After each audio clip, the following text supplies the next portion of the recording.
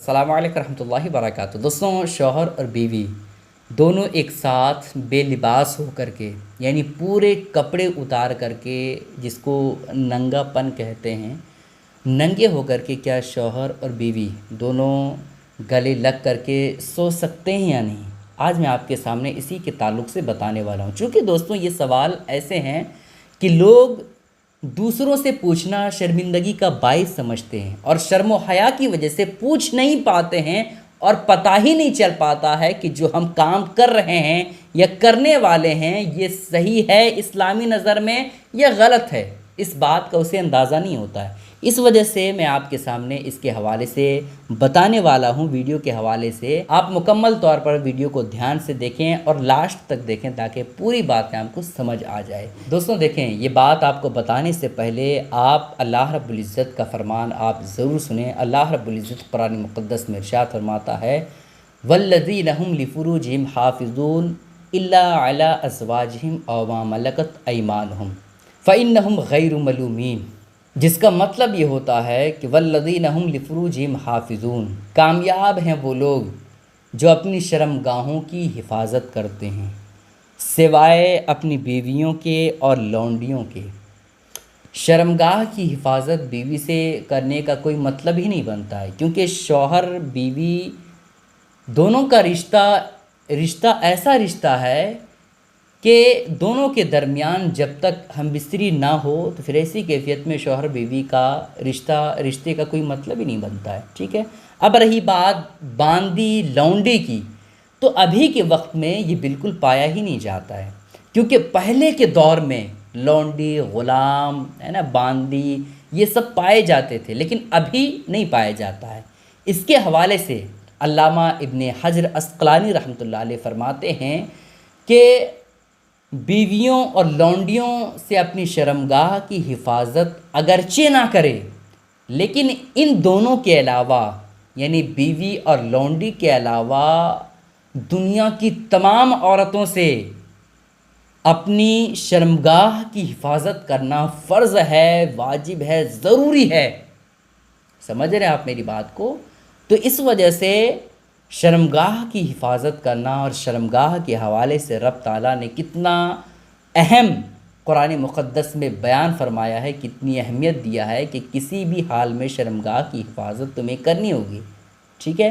अब आइए आपको बताते हैं कि शौहर और बीवी दोनों बेलिबास होकर के बग़ैर कपड़े के साथ में सो सकते हैं या नहीं?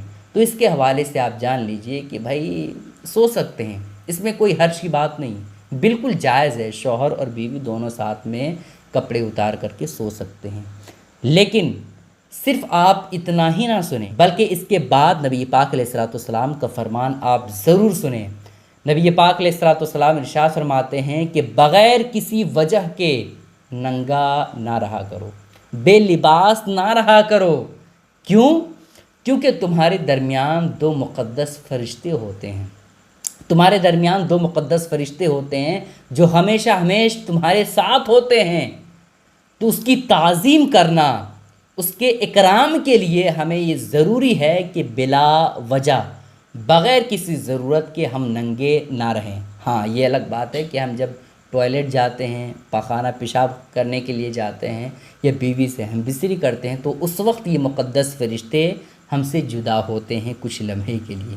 ठीक है। और बक़िया तमाम वक्तों में ये फ़रिश्ते जो है इंसान के दरमियान ही रहते हैं। तो उसकी ताज़ीम और तकरीम के लिए हमें नबी पाक अलैहिस्सलाम ने हुक्म दिया कि बग़ैर किसी ज़रूरत के नंगा ना रहा करो। तो इस वजह से शौहर और बीवी दोनों अगरचे बेलिबास होकर के बग़ैर कपड़े के साथ में सो सकते हैं, लेकिन ये अदब के ख़िलाफ़ है।